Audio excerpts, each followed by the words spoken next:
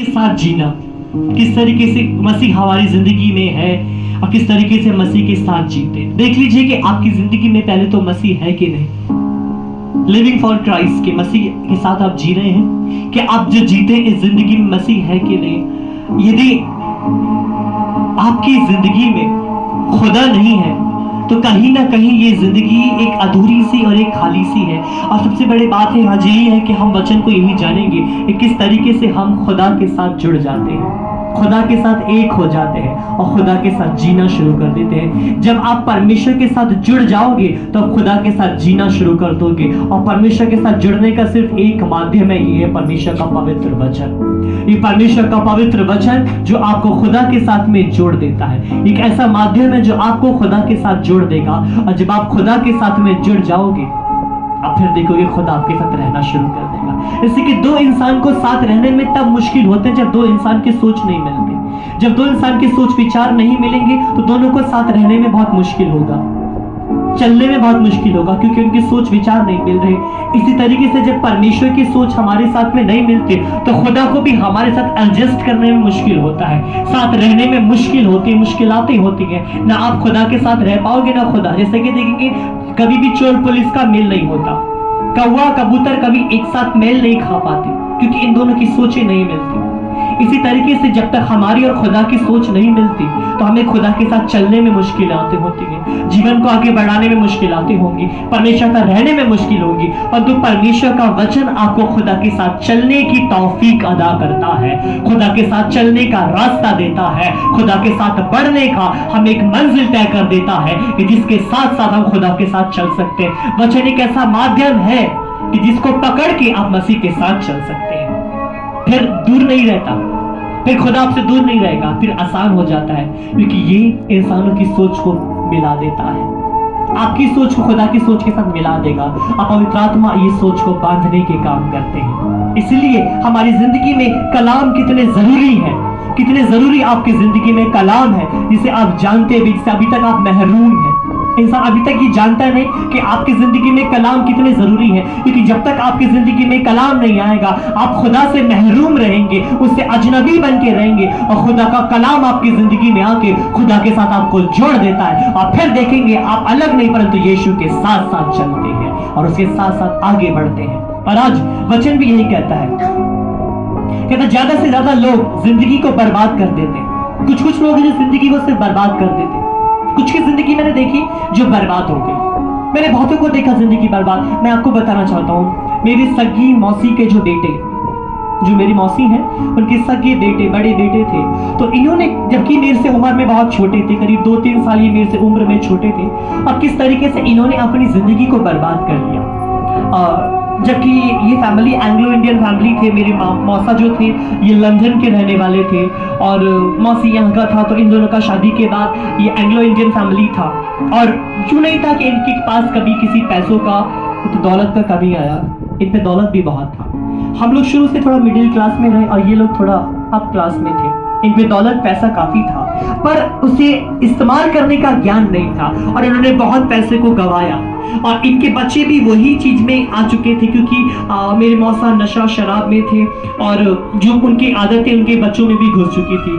और यही हुआ कि जब इनके बच्चे बड़े हुए तो कुछ समय बाद इनके बच्चों ने, हम लोग तो प्रभु का काम में आ चुके थे, मैं और मेरा सिस्टर हम परमेश्वर की सेवा में आ चुके थे, पर इनके बच्चे ये सांसारिक भावनाओं में घुस चुके थे, क्योंकि इनके माँ बाप भी कभी खुदा में नहीं थे। मैं आपको बताना चाहता हूँ, इनके माँ बाप भी कभी खुदा में नहीं थे तो इनकी औलादें भी कभी खुदा में आई ही नहीं। जिस कारण क्या हुआ कि इनके बेटे ने नशा करना शुरू कर दिया। नशे के बाद इन्होंने छोटा उम्र में शादी कर लिया और शादी करने के बाद फिर क्या हुआ, एक दिन इनका पत्नी के साथ इनके झगड़े हुए और झगड़े में ये ऊपर इन्होंने पहाड़ में गए और वहां से अपने आप को छलांग लगा दी, कूदने के लिए, सुसाइड करने की कोशिश करे, जिससे ये मरे तो नहीं पर इनके जो टांगों की नस थी ये खिंच गई और इनको पैरालाइज हो गया। फिर ये करीब 1-2-3 साल ये कुर्सी पे रहे और पैरालाइज हो चुके थे और ये इनको घसीट के लेके जाते थे।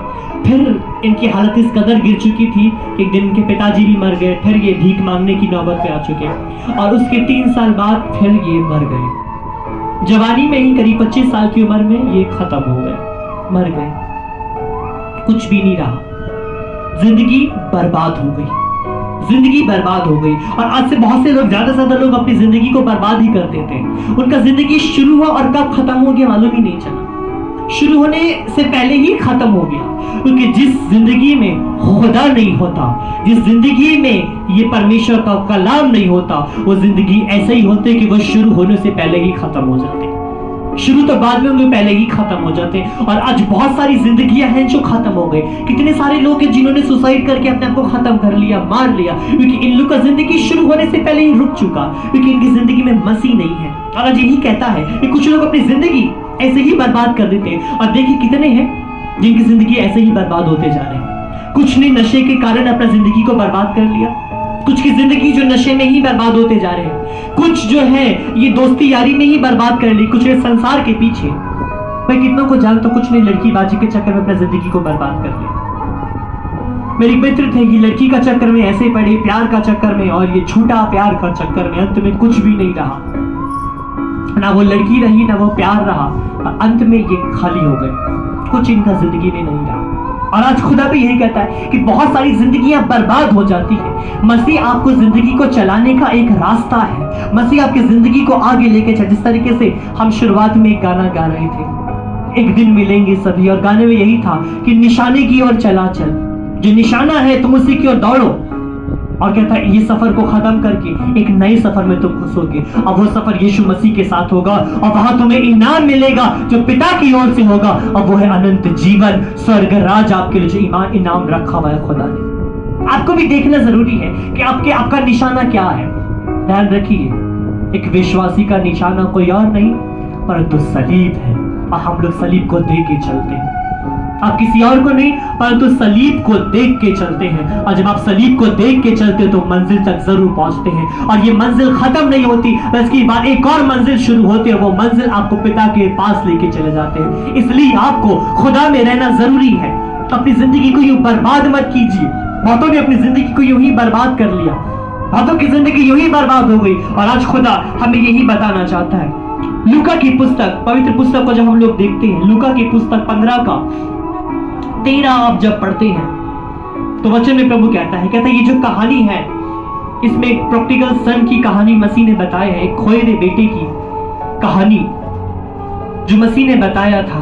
15 आप जब देखते हैं तो कहता है, इसमें कहानी लिखी है, छोटी सी कहानी है, और कहता है बहुत दिन के बीतने थे और छोटे पुत्र सब कुछ इकट्ठा करके दूर देश को चला गया, और वहां कुकर्म और अपनी संपत्ति उड़ा दी।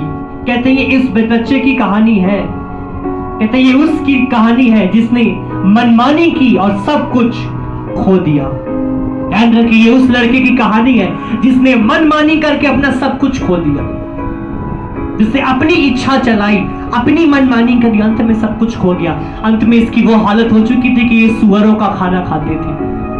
न सिर के ऊपर छत रही, ना पांव के नीचे जमीन रही। ऐसे को कहते हैं, न सिर के ऊपर छत, ना पांव के नीचे जमीन, ना खाने के लिए रोटी रही, क्योंकि इन्होंने अपनी मनमानी करी थी। और ये कहानी आप पढ़ भी लीजिएगा पूरी। और कहते हैं कि इसने यही किया, इसने अपनी सारी संपत्ति समेट के, पहले तो ये इससे अपने बाप से अलग हो गया, रिश्तों को तोड़ के, बाप से, भाई से अलग हो के। जब तक वो संपत्ति एक साथ थी, वो एक परिवार थे, पहले इसने अपना अलग करना चाहा, और अलग कर हुआ क्या, दरार खींची बाप और बेटे और भाइयों में। और फिर ये अपनी संपत्ति को लेके दूर देश में चले गए, और कहते वहां पे इन्होंने कुकर्म किया, हर वो बुरा काम किया, अय्याशी की, लड़कीबाजी की, नशा किया, और अंत में खाली हो गए, भिखारी हो गए। और फिर हालत ऐसी हो गई जिसे कहते हैं ना, धोबी का कुत्ता, ना घर का ना घाट का रहा। और इसको यही एहसास हुआ, मैं कहीं का नहीं रहा, क्योंकि सब कुछ बर्बाद कर दिया, क्योंकि अपनी मनमानी कर रहे थे। और यही होता है कि जब आप अपनी मनमानी करते हो तो आपकी जिंदगी भी ऐसी जगह में लाकर खड़ी होती है कि वहां से आप कुछ नहीं पाते, सिर्फ बर्बादी होती है। इस तरीके से लड़के की जिंदगी में सिर्फ बर्बादी आई और कुछ नहीं आया, सिर्फ बर्बादी इसकी जिंदगी में आ चुकी थी, क्योंकि इस लड़के ने अपना सब कुछ खो दिया, सब कुछ गवा दिया।